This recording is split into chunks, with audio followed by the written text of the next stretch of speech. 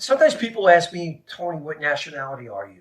Where do your people come from? Obviously, I'm American, but where do your people come from?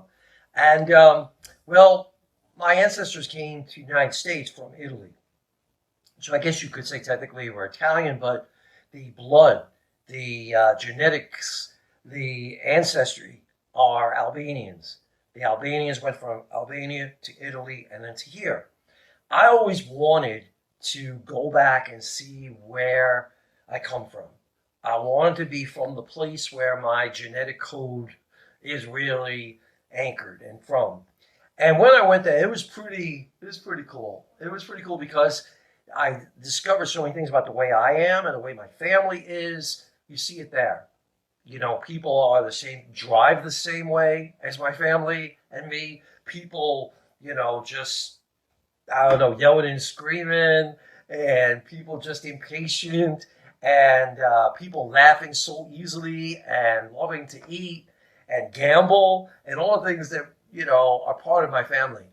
Anyway, uh, when I'm in Albania, I see all throughout the countryside, there are these concrete domes, thousands of them, everywhere in the countryside.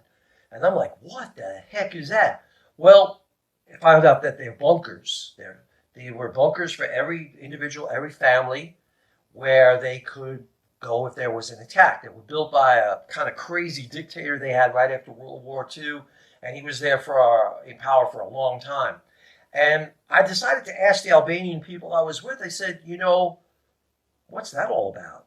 I mean, who did you think was going to attack you? And they were like, you. All right. America? You thought the United States was going to attack your country? Most people in my country don't even know where Albania is. Okay? Never mind come and attack. And what happened is that they had these huge defenses in place. Okay? For this attack that was never, ever, ever going to come. We layer ourselves with protection so we won't get hurt. Okay? The Albanians, it's not just the bunkers, but I found it within myself. The Albanian people have been pushed around by a lot of people over history. Okay?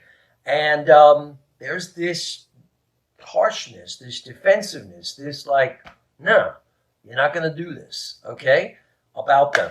And sometimes you have to be protective of yourself and those you love, and sometimes you can arm yourself with an unnecessary concrete bunker. I mean, it was very challenging to look at all those bunkers and to realize the layers of unnecessary protection that I have used over the course of my life. You get hurt, there's a voice inside, in here actually, that says, that's not going to happen again. So I invite you to take a look at how vulnerable you let yourself be. The more you let God into your heart, okay, and you allow the Holy Spirit to animate you, the more you will be able to be free and more vulnerable as you go through life. The more defenses you have, the less all the goodness that you want for your life and yourself can flow. Okay? So say a prayer that you will be able to be a lot more vulnerable and a lot less overly protected.